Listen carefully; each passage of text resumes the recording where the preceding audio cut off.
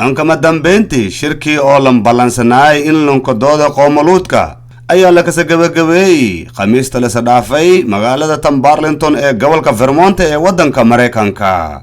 shirkan ayaa dad yow fara badan ka qayb galeen kuwaasoo ka mid ayaan maamooyin dhalinyaro aqoon-yahamiin ulma-uddin iyo waxgarad. dhanka kale shirka ayaa ka qayb galay maamulaha guud Barlington High School ama dugsiga dhexe ee Barlington gobolka Vermont kaasoo weheliyaan dadka barnaamijka qoowma luudka naftarshoba wadada.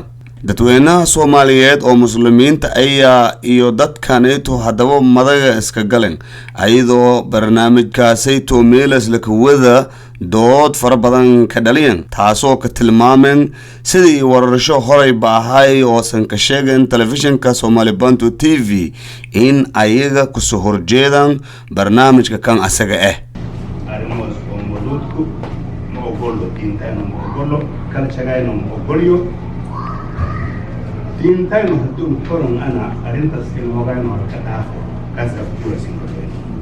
So for us, our religion comes into practice.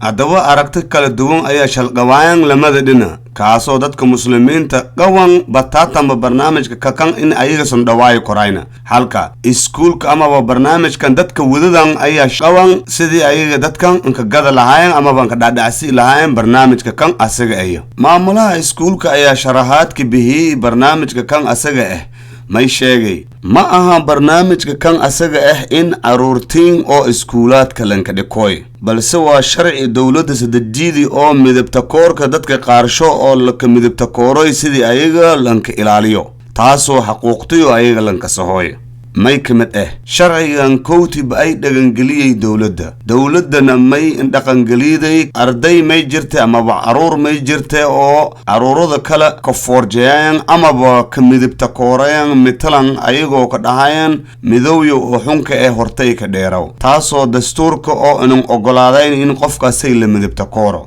qodobka lamaad may sheegay maamulaha barnaamijkan qoowma luudka in jiran arday daneeyo kuwaasoo xuriyad ayaga anan haysada korayna taasoo ka cabsadooyan haddii ayaga la ka dheego in dadka qaarjo ka forjay doonaan sidaas daraadii sharcigan lagu soo kordhi may badbaadan nagade kuwaasayto oo kale kuwaasoo ka jiraada kuraadeen caruurtiin tulunka ama dooda bulshada qawan ayaa nagati markii maamulaha dhahi caruurtiin kuwa kamid ayaa ka jiraada quraadeen taasoo waliba maamulaha si raasi in arantan markii ayaga sabilaaween qaab survey la dhahaw surveygaas oo afkaan lankasaw barnaamijka kansan aragoyta dadweynihii ayaa arantaasayto dood ka dhaliyeen ayadoo ka tilmaameen sidee ka dhig korta in caruurtayna wal survey la dhahaw ama barnaamijkan san aragoyta la dhahaw ayaga weydiiyeen ayagoo aniga fasaxnin ka qaadan taasoo markii maamulaha lansajeeday iyo barnaamijkan dadka wadadaan oo ayagana wajisho run ahaantii eedan gaduudadi survey iyo qaadana لازم عروتيننا في الجيران because the survey is done in the school district, our kids must be included as well. marka unuk dhaqan ahaan diin ahaan iyo african waliba maada macnaha hatta african kristaanka kan ogol african ma ogol diinna ma ogolno dhaqanna african ahaan dhaqan kayno ma ogolno kastay marka ayaga وقت دعوة عقد دعوة محكمة لو كنا ولا تقدر على بيرسنا تعلاني ممنوع إن أنك أديبه هالكيلة خلينه سؤال فوق للورسيله hadalsho ayaa Michael Raasiyana mu ogsantana dastuurka Mareykanka in asaga dhikooyo in qofka diintis lan safar gashadaan hadii dhiidoona taasay in heer ilaa maxkamad ay qofka la tiigsido doonadaan maamulihii arintaasayto asagoo ka falceliya way hadaba may meelay ka dhiiday in asaga dhoo aniga ma aha qof ogoliya in awlaadin walaan la baro doodiyo fara badan ayaa aniga markii mas'uuliinta iskuulaadka aniga anaya ka jeeniya sheegi ayagoo hatta dadka barnaamijkan ayaga wadadan ama balkooyan maxkamad la koray taasoo asaga naftar shabelan ku guuleysidii oo waliba ku mutaysadan ganaax oo ka dhan magdhaw ayagoo arintaasayto sidii iyo faro on kala baan hadduu dadweynihii arrintaasayto ka falceliyaan mayna sheegana arrintaasayto un shugulba makalana maxkamadana markii idin lasiin weerayna aniga manooca zoona xaqna aan lahayn in anigoo waalidiinta ana in arrimahaasayto meel ka socdaan in aniga la socono taasoo ka tilmaameen in caruurtiyo meel lanka dhii. So as we move forward with this work, one of the things we will be doing is having more conversations about some of our policies and procedures with you all, where you understand how we do business, and it would also give you an opportunity of telling us if it's not working for you and your family. How do we improve on what we do? Because the school is not just for our students, it is also for us to learn to hear from you, because we do know, as we think about cultural differences, we have to learn from you all as well. marka hal shay anaga hadda maana horinjeedka anoo hoola horsi wadna horinjeedka oo khibrad doona may waaye waxyaabaha anaga iska shaqeeyna hal ilaa may jaalna day maana ina uu si ka barano isan hadii waalidka atan iskuul ilmi lama ka talgalna waalidka talgali sidii dhaqanka amal uu iska shaqeeyna amal inii wal iska barano sidii hadoo maana waxyaabaha isan ka cawadoyta ama waxyaabaha isan si dhiboon ka hadalno inaan ka hadalno maana iskuulka asaga may qobe dhaqan leey maana oo hadda la raaxo dhaqan kaas hadii wal isan si dhibo ay waxyaabahaas marka inaan isla shaqeeyno taasna inaan jecel taas ay topic of the survey, I want one thing to be clear so the community also knows, was that 425 children surveyed, or the students surveyed, what's the age group starting from? For that survey, it was high school.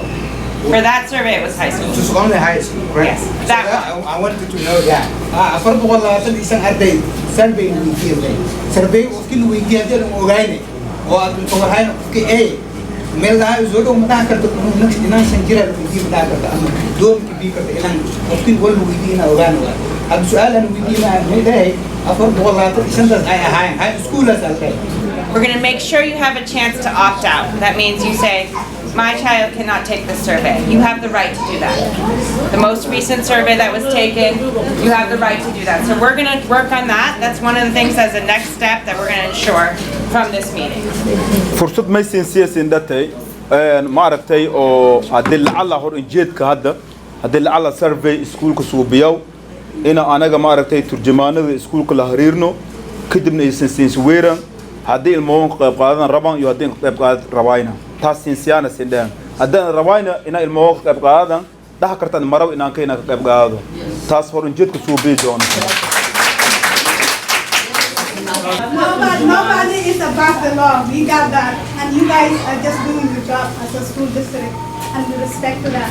So my question, as a parent in this community, that we are all seated here, because this is something that we never heard in our culture, and it's totally prohibited, whether the other people like it or not. It's just our culture or religion. And as he said, it's a package, and that includes in that package. marka Maryam may la dhatay maana sidii hadda maana dadkan ka hadaleen sidii Hamza Maxamed ka hadalay amal anaga diintaana waxa waaye diin shalbasanta maaha waa diin iska hirintu way isku kuwaas anaga may ay maana qof waalid ay iskuulkana waalid ka ay cilmi in bahooya hadii la alla macallimo ka hadalooya maana dhinaan qoowma luudka oo maana hadalka saabsan ka hadalooya aan xaga leeyahay aqoon aan leeyahay oo inaan ka anaka sabaxsada galaaska inta hadalka soo ka dhamaysadayaan taas marka weydiidi way. So, in response, it's really hard to say like when this exact discussion is happening because it's grouped together with harassment categories. So all students need to learn not to tease people because of race, religion, national origin, sexual orientation. So, you know, if you're saying you don't want your student to learn about not harassing kids, it would have to be lumped all together. So it would be difficult to say, here's the day we're talking about LGBTQ, because there's no day like that that exists. There's nothing like that that exists. There's no day. It's embedded in the curriculum when we teach about harassment. marka way siinatay shaygan asaga oo kay saabsan in qoowma luudka ma aha waa shay oo islentis inaan ka wala baroy ma aha shaygan may waaye shay oo iyo sharciisadan dawladda sharciisatay mayna ka dhax jira ama iska labqasan yahay hal mar laan ka hadalaa may waaye sidii aad amal ka dhax jirta aad muslim maato aad muslim aad ka dhax jirta maana inay la badbaadiyo kan usuna may ka dhax jira in asa ka dhax jira kalarka ka dhax jira diinta ka dhax jira may ka dhaajira qofkaad aad sheegdoy tadeed laakiin kaweeroy hibalay hadeed ahayti hibalo wadi laakiin kaweeroy ka dhaajira marka waxa dhamaan marka hal mar iska dhaajir way shay oo ma ana la shal biyayn way shay oo isku labdasan way markii ilmo wala ka baro hal mar la baro way maayna wal oo ma ana maalan ada iska seeda soo dhaasa maanta dhinaca qoowma luudka la ka hadlo inaan ka isbiisida dhaasa ma dadka markii oo dib laan jeeysido ama la dhawaatayo iskuulka may danta ka sawoye inna la inaan ka la baro qoowma luudka ini oo maana dad isan kimid ayan ina iyo la badbaadiyo iska markaas la ka hadalay maana wal iska jir way la ka dhayn wal shal biisinya ma So if I don't want my child to be in that session, do I have the right to pull them out from that session? What they have like a schedule when they talk about that with their counselor, and I pull my child out in that. So I'm not sure of the answer to that, but I think that if any of your children came home and shared something that you were uncomfortable with, that you should immediately contact the administrator or contact one of us in the Office of Equity, because we would have a conversation with that teacher, and you might have the option of pulling your child out. If it makes your child uncomfortable or makes you uncomfortable, you could certainly have the option. But I wouldn't want to say you want to take your child out from all counseling classes, because this is just a very small topic that comes up during counseling. They also teach against racism and against other very important things. How to be a good friend, how to be safe with each other, like things like that. So I don't think it's something that you would really want, is to pull your child out of just counseling classes in elementary school. It sounds like that's what they talk about. Not all the time, though. That's what my kids told me. They all mostly that's what, especially the specific, the ATV. marka Mariam su'aaliye wala ku weydiiday ilaan qofka dib wal dhageysada masqandas wala galay wala fahmay may dhatay daay ka hadaltay ma aragtay ina oo adag sheekadan la ka hadalooyo dhinaca kansalaga maana kansala nan oo kansala la dhaw iskuulku rooge macallin amal aya laakiin ilmi in hilsaarin jeer marka ini toobigan ama iskala oo qoowma luudka sheelan ka hadalooyo ya ilmoogay aan in sheegan marka kaas macna ilaan wal iskala qasan ma eekan kan walba waqti oo ilmoogay laan qaadooy iyo ilma kale laan ka hadalooyo marka biisidka xaga aan leeyahay hadalaa nooga samal hadii aad aragto حاجة أن لتا إن أنك تكين شيء إن هذا كسبيسته أما إن أنا نيسا قالته إلى ذات كان ويد كين داودوي تا السكول كمركي ولا كوي لايو لأن يسمنان تمركي السكول حاجة صار مانتا أما ساقوق تمركي الكوي ذات كان وي لكن ما يكال كدرتي والوين ما يكاس والأوير وي أو مركو أو كستير اللي كوكودا والكال أو لكسي كودا يجري دتي مريم ما يدتي ساس معها إن الموي ساس من إنشاءنا وعلى ما إنشاءنا إني وحنا لكو كودا يا إنشاء مركز إن هدي أن حق الله إنك سبيسود جالية. What any of you can do, you can meet with the school counselor. You can ask the school counselor to show you what they're teaching your kids. And if there's stuff in there, in that material, other than the HHP, the hazing, harassment, and bullying information, we're required to teach that. And some of that does talk about sexual orientation, sexual expression, and so on. But if you're saying your child comes home and say, all we're talking about is LGBTQ, you have a right to meet with the counselor and ask the counselor to show you what they're teaching and when. And then if that day you say, I don't want my child to participate in that, you have a right to do that. Mm-hmm. And we're meeting with the counselors tomorrow, so we can bring up these concerns as well. Okay. Go ahead. haddii garanayaan intii noo keenaan iyagu hubkooda ka hadlayna inaan raadka ahayn anka oo muluudkana goonibe marka iskuulka la dacwooyo hada baasas la kumoy inay soo waay kun bataayna kuwi il wala baro la raba ilmoogayno kun baan jawaab karayni ka ta isin la singanaho bishu ban haytan oo fadiyaytan oo nix dirsi waytan inta kun ka dal Two things. Let me show you. We could have done a much better job sharing that information with all of you. It was put on the district's website, it was put in the superintendent's newsletters, but I don't think it was put in languages where you all could have understood it. Some of you probably could have, but we could have definitely put that out there differently. And I'm responsible for that, so I own that and I apologize.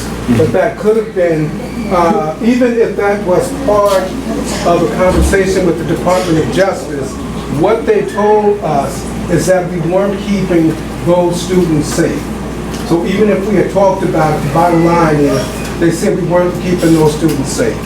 But in the future, one of the things that, again, we have to do better at is making sure important information like that is communicated with you all too, because it does impact you all.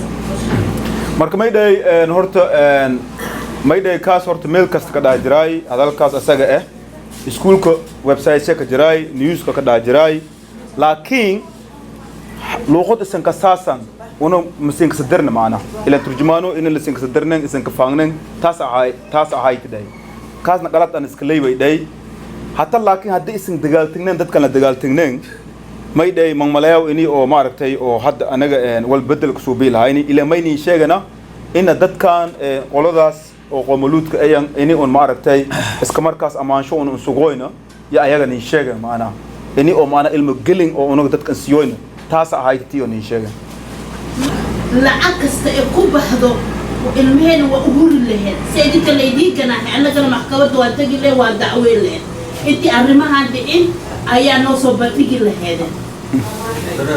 Okay, so she's saying that yes, we did understand that, you know, we are very hard-working families. Our kids, us, everybody works. We work a lot. And it was very important that we should, if we heard this lawsuit before it happened to you guys, so that we can fight with you guys. But we haven't heard it from you. A time where things are done and are completed, that's when you guys are informing us. Things was already done, and you guys moved on, that's when you guys are telling us. That's too late. So when I met with them, I had a 4-hour meeting. What they told me, they could take over the schools, bring in their own people. They could sue us, or we could enter into a settlement agreement. So by the time we met with them, they had all the paperwork already drawn up. So all we had to do, we could not sit there and tell them, that's not what we want to do. We want to do it differently, but I hear what you're saying. I appreciate what you're saying, and that is something else that we can do differently as we move forward. Again, it's working much closer with you all, and that's why I said when we started tonight, this is the first of a series of meetings that we would like to have with you all so we can make sure we are working together to better serve your needs and the needs of your children. dadka departmentka justice-ka ama maaragtay qolada aan halsaaran yahay xuquuqda dadka may day maana weeran oo saqaadan u leeyahay ayo waldan dhamaysan yahay nushoos galan ka day waldan ban dhamaysanay waldan ku qabad karayn ma jir mayna tan sheegana iskuulka halay ka shaqeeyo dhama inta bahayan iyo shandadaan iskuulka dhigaw tan hata ni sheegan marka 4 saacadood ama la talashadi marka si ahaato kaas hada ay noo dhamaadi waan aadan ka mahadsantaa fariintas aad hadda insanagti ama jawaabta aad hadda nasiidi man may dareensanay ama on filadaane ini oo maaragtay hor jeedka in aan walku qabano dilaaydo dhalinta aqoon-yahamiinta qaarsho ayaa sheegan maadaama gobolka Vermont county ama degmo landegaw ayaa iskuulaadka qaarsho la kacansahi waay barnaamijka kan asaga mayna sheegana aniga bus iska diidnay idinkana iska diida taasoo iskuulaadka sayto yoob la ka sahirgeli in barnaamijka kan asaga aan ka shaqeeyna meela sayto dadkan ayagana may go'aansadana in marnabo aan ka weelayna in dhaqangalo barnaamijka kan asaga regardless of their differences.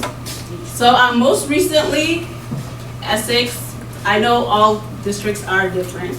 Essex, Westford District, chose to eliminate using the term male or female, boy or girl, when talking about those two biological genders in health classes. So my question is, who's to say that Burlington is not going to move in that direction in the name of inclusivity? And Safiyay may datay and horta fahansigna dhatay waxyaabo meesha ka dareera onaga diintaan may xaqnin siyaasad qof walba inay oo heshmayno qof nankira waxaado laakiin aan heshmayno iskuul kastana ogna maana inay oo maaragtay oo ayaga sharcisho inay kasto shal duwan ogna sidii maana iskuulka Essex amal markaan hada ka hadalo may dhatay galaaska healthga mas galaaska caafimaadka marka ilmo la barooyo may suubiyana maana ilmaha ardaydaba iniki day usmaana lankuweeray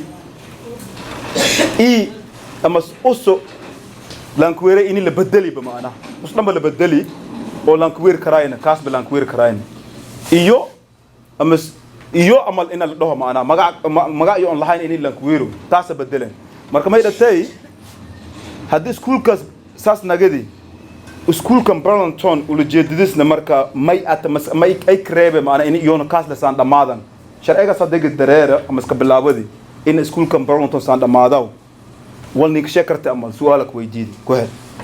If this district does decide to go in that direction, you will be a part of a conversation before we do. One of the things we have to do better at is including you all in the conversations before decisions have been made.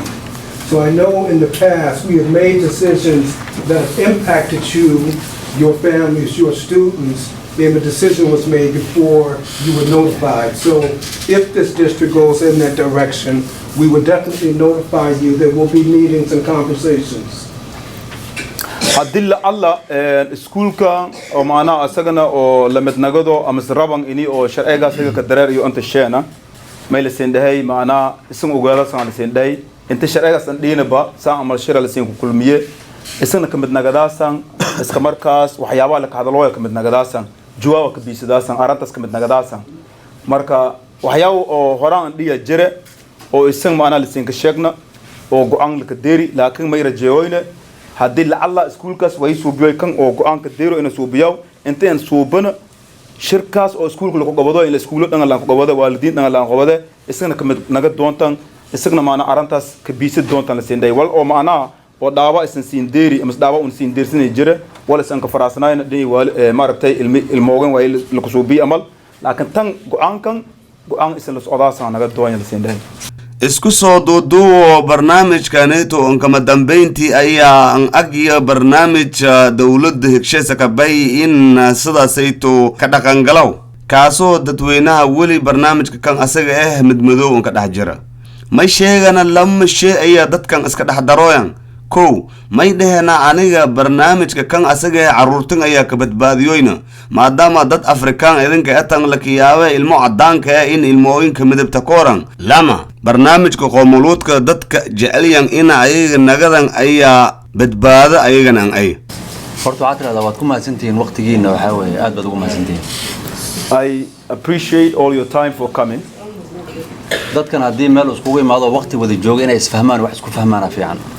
When people come into a meeting, it's very important that they understand each other clearly. waxaad ka hadlaysaan waa laba shay. You guys are talking two things. laba galaas oo biyo hadii la isku daran lama kala mari kara biyo midba galaaska intii waxa weeye ku jirto waa lagu celin karaa laakiin lama kala yaqaan midabkooda in maxan ku raacay macaana ay biyahaba. So he's saying that you know, if you have two glasses in the water and you pour one of the glasses into the water, you can't really tell which water was that is poured in there. qofka macnaha waxa weeye inaan la baadar gareynin ama safety-giisa ama maxan ku raacay wixii asaga uu yahay in lagu ixtiraamo. sharciga asaga ah iyo maxan ku raacay sharcigan qoomuluudnimada ay cunuga maxan ku raacay waxaan ma noqonaysaa leeyahay laba sharci baa isku garab socoto. Okay. oo isku dhex wadaan. So there's two things he says. One of them is the LGBTQ rights, and also the other one is also teaching or educating about LGBTQ. Those two things are mixing up. qofka diintiisa iyo midabkiisa wax kasto yahay in loo waxa weeye lagu ixtiraamo oo lagu xushmeeyo waa rabnaa annaga oo lagu xadgudbin. We really agreed with people to be respected for their religion, for their origin of orientation or sex, even all those things. We are okay with that. laakiin ma doonayno in canuganaga waxa weeye iskuulka ama meel ka baxsanba waxa weeye ay diintanada ogoleen marnaba waxa weeye dhagaha loogu shubo yeeleen anaga taas ma ogolaan ama ha weynaad cunuga ma hayaraado. One thing that we are against too is that when our kids are informed things that is against their culture or religion, those things, it doesn't matter if the kid is younger or older. If I really force you or I force like other people to wear what I'm wearing right now, will that be okay? Okay. ayada ay rabto dadka inay kala qaataan ay rabtaa wixii anaga aan rabnaa nala qaadato ayada qofkas ninina wuxuu yahay waxa anaga rabnaa aan barayna asna qaata. If they really are going to teach us about the topic of the LGBTQ and it's must and it's mandatory, then let them also learn what we believe in and what we do, then that's what we're gonna do. We still, if I'm forced to wear it, I am forced to follow the law. Yes, I am. So that means, as we think about what we have to teach kids, and the law says we have to teach it, or we get sued, because we're not above the law. But if there's other things that some of you think kids are learning in classes, we can set up a time for you to talk to teachers. We can set up a time for you to talk to school nurses.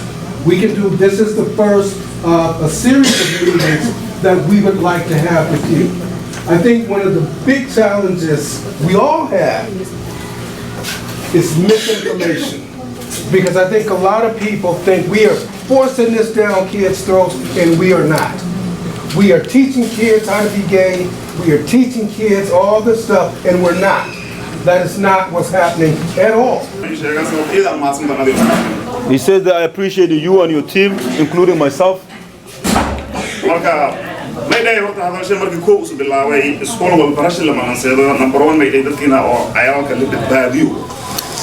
The first thing you said was that school is not about just learning, but it's also about safety.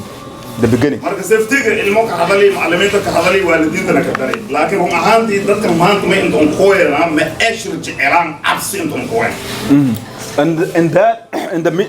in that topic right there, you actually mentioned the teachers, the parents, the staffs, and all their safeties. But these people, they come here for like, not because they love meetings, but they come here for fear. Absolutely, dadka awuran run ahaantii dadka community ma ka dhadaasan in anaha ilmo isan kanisnimo baraytan isna may dhawaytana ilmo kanisnimo baroyn laakin protect gareeyn ma. So these people, their understanding is that their kids are learning about the LGBTQ topics in the school. And you also said that we're not teaching that, we are doing protections.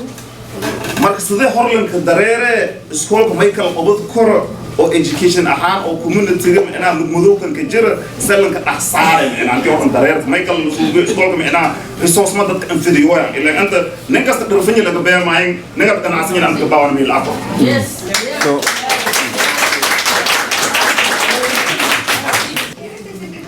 what I understand is that because these people, they didn't really hear or like what they wanted to hear. And my understanding is that when they're leaving this building, they're not really be happy about it, what they hear the information. Your school, your staff, what kind of resource do you have to offer these parents in order for them to move forward? This is what I have for you to move forward with. So I apologize if you didn't hear what you wanted to hear because maybe it's not what's happening. haddaba shirka iyo natiijo faylasan ka dhammaan ayadoo dad iyo fara badan su'aalo shalqaban ayaa waqtiga basaas ka dhamaaday ayadoo barnaamijka kan asaga aan agta in asaga dhaqan galaw in dadweynihii sidaasay to su'aalo shan qawaadayaan muhiimadana may ahaaytay shacabka ama dadka muslimiinta in odsho deero dadka qoomuluudka wadadan in dadkan soo horjeedan marnaba ilmoojo lambaro korayna ama meel barnaamijka kan asaga ee ka socda ilmoojo langu soo dhawaayo korayna laakiin saanaga may raacsiyaana wali soo kordhiisa ma ogsuno Allahu a'lam fadlan barnaamijkan share garay deersi dadka muslimiinta meel walba caalamka ay ka sugan sidii ayagana la socdaan waxyaabaha dadka muslimiinta qurbaha ayaga kulumooyan dhanka kalena shacabka reer Vermont ayaa fariin wadan bulshada caalamka oo muslimiinta ka dhaqanyan si indeersiyan muuqaalkan meelan ka bahooyo kaasoo ayagana naftarsho dhiirigelin ata in wadankaneeto sharcigaasoo qofka in asaga la kutumado oo ogol hayna amaana Allah